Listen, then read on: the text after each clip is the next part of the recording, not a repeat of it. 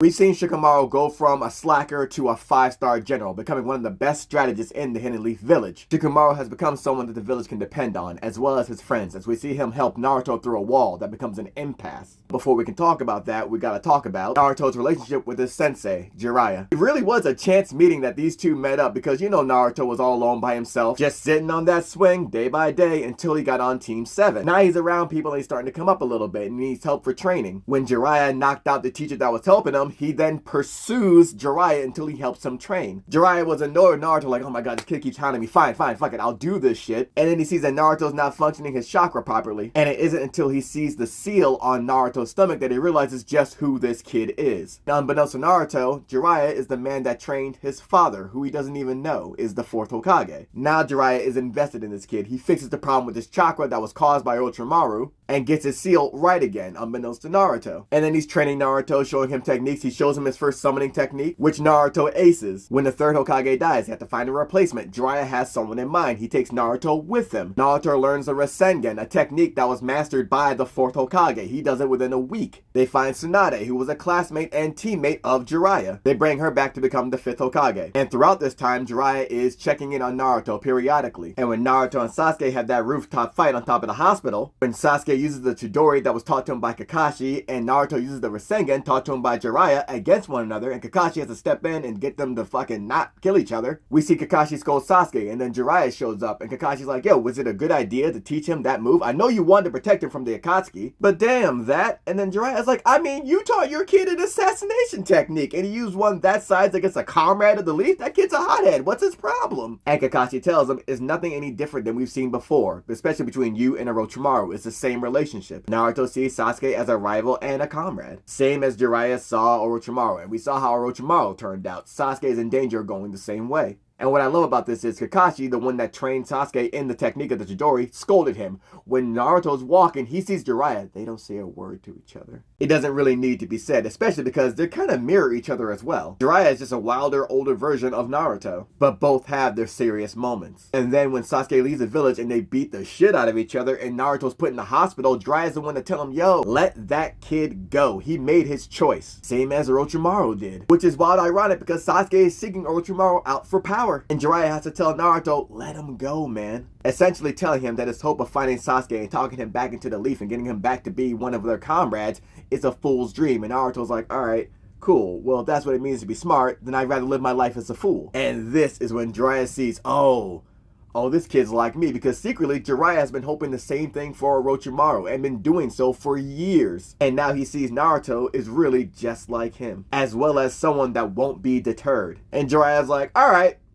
fuck it, I'm with it then. As a matter of fact, come with me. We're going to be training for about 3 years. And then 3 years later, we see Naruto return with a whole new suit, new fit, learning new techniques from having studied under Jiraiya. And even having Jiraiya tell him, yo, don't rely on that fox chakra, because when Naruto got 4 tails of the fox chakra out, he almost killed Jiraiya. We can't forget that Iruka-sensei is the first one to acknowledge Naruto, as well as checking on Naruto as well. Jiraiya is the second person to have gotten close to Naruto, and I guess someone he could also see himself in as well. Let's not forget, this is the teacher of the 4th Hokage, who sees the 4th Hokage in Naruto and is telling him, yo, you might even be able to surpass him. That's a different type of relationship and bond that they've built together. With Jiraiya, Naruto's a long way from sitting on that swing all lonely listening to fucking R&B by himself. And Naruto is fiercely defensive of Jiraiya to a point where he gets called in Tsunade's office along with some other shinobi, and he sees this old toad sage. And this toad is referring to Jiraiya as Jiraiya-chan, like a son and a child. Naruto's like, oh, you don't talk about Jiraiya like that. Who the fuck are you? And Tsunade has to be like, yo, chill. That's his fucking mentor, man. And Naruto's like, all right, okay, so what's this old-ass toad doing here? What am I in here for? And the toad breaks the news that Naruto's mentor, Jiraiya,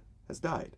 And you see this change in Naruto, like, I'm sorry, what? Jiraiya's specialty as a ninja is infiltration and intel. He went to gather information on Pain, the leader of the Akatsuki, and he went by himself to do this. That toad was with Jiraiya for the entirety of the fight, even his last moments. He's brought back a code from Jiraiya, as well as a body from Pain. Even though he died, Jiraiya was still able to gather some intel and bring it back to the Leaf. And Naruto's hearing all this, and then he asks Tsunade, are you the one that sent him on that mission? Tsunade takes a beat and tells him yes, and Naruto blames her instantly. Why would you allow him to go and do that alone, something that dangerous? Tsunade doesn't answer. Kakashi has to remind Naruto like, yo, the pain you're feeling, she must feel as well. That was her teammate. They grew up together. But when you lose someone, it's the easiest thing to do is blame someone or something for that loss. It just gives a reason for it. All you need is a reason to hold on to make sense of this. Naruto's reasoning is Tsunade is to blame here, and as he leaves, he tells her if Jiraiya was the 5th Hokage, he would have never let you gone and done something like that. Sakura's even trying to get Naruto to calm down, and Tsunade's like, nah, let him speak it, because she knows through extensive years of losing people close to her,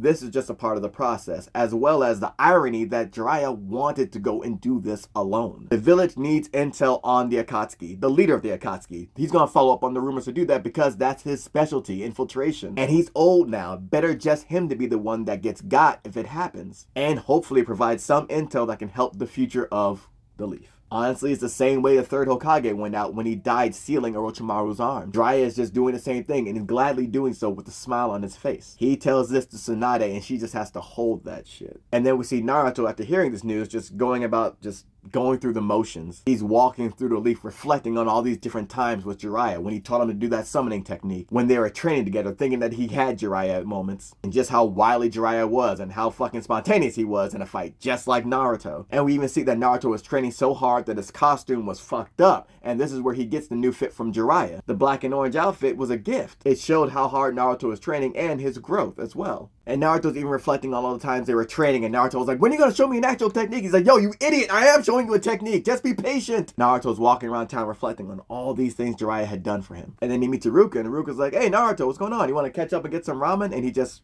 no thank you, and just walks by. And Naruto is just devastated. And then he goes out at night. He stops by a convenience store, and he gets this ice pop that's 2 ice pops combined into one that you break off. Same way Jiraiya would always break one off for him, for each of them to share. Naruto buys one and is sitting on a bench, and we see him there. And then we see the drips of the ice pop melting, falling to the ground. And then more drips coming. And then the camera pans up, and it's Naruto crying. Naruto lost Sasuke, and that was his boy, that was his friend, the teammate. That's different from this type of loss. He had gotten close to Jiraiya. Jiraiya was a personal bond, and now that man is dead. As wild and pervy as Jiraiya was, he was a parental figure for Naruto, who grew up without parents. But he still has a parental figure in Iruka, who comes over after hearing about what happened to Jiraiya and talks with Naruto. And Naruto's like, yo, I wanted him to still be here, to keep watching over me. I wanted him to see me become Hokage. But all he ever saw of me was my bad side. And Iruka tells Naruto, yo, whenever Jiraiya was here, all he did was praise you. He saw you like a grandchild, which is funny because you come to find out that he's Naruto's godfather. And Iruka is telling him he had no doubt that you would inherit his will of fire. And he always believed that you would become a great Hokage. However, if he saw you being depressed like this right now, he wouldn't praise you. So keep being the kid that we know. And he gets in front of Naruto and tells him, yo, Jiraiya of the legendary Sannin acknowledged you. You, his excellent student.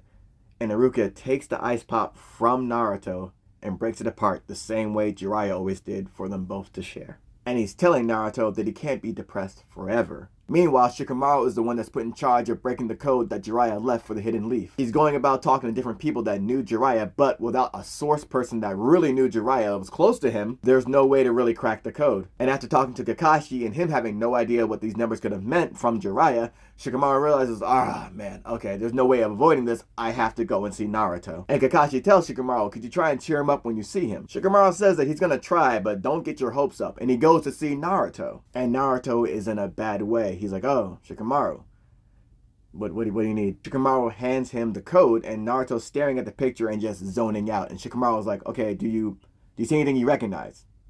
Naruto.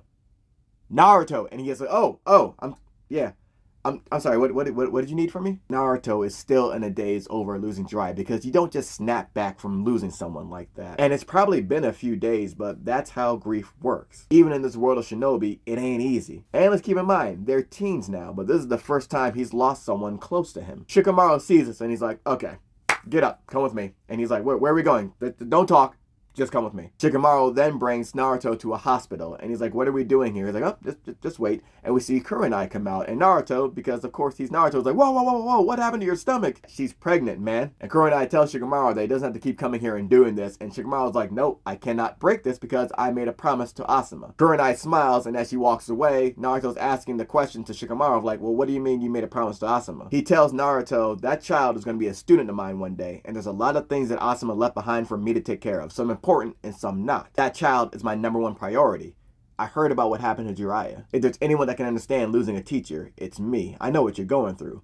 But nothing's gonna change if you keep moping around. And it's interesting that Naruto shoots him this stern look. Now, he's not telling Naruto that he can't be sad about this, but yo, shit is going down right now. And he's telling Naruto, yo, it's the same for you, isn't it? Jiraiya entrusted you with a bunch of things that he left behind that are gonna go unfinished unless you do them, right? You can be sad about the loss, but don't let that shit consume you. Jiraiya wouldn't want the fact that he's not here anymore to change who you are. And he's telling Naruto, yo, you inherited Jiraiya's will of fire. I inherited Asuma's will of fire. Don't you think it's time? And Naruto's a bit confused, like, time for what? And Shikamaru tells him, time we be the ones who entrust instead of being the ones who inherit. Someday, you're gonna be the one treating your student to ramen, them calling you Naruto Sensei. And if we want to be cool like our senseis, Jiraiya and Asuma, become ninja like them, don't you think that time is now? Shikamaru tells them, we can't be kids forever, especially if we want to be like our mentors, right? And this is when it clicks for Naruto now. Shikamaru has given him a new angle to look at the passing of Jiraiya. Yes, it's sad. Yes, it hurts that you've lost someone, but you're still here to do the work that they left behind. You're still here to carry on for them. And I love this scene because it takes someone that's gone through what you've gone through in order to understand where you're at. In my writing and in life, I talk about the passing of my mother a lot. And I was at a venue one time after an event and I was catching up with a friend. I asked them about a family member that I knew they were close to and I was about to leave and they had mentioned that that family member passed. I sat right the fuck back down and said, let's get into it, and was asking them how they felt about that. I wasn't forcing it, but I know how when losing someone, it's hard to bring that up. And when you do bring it up,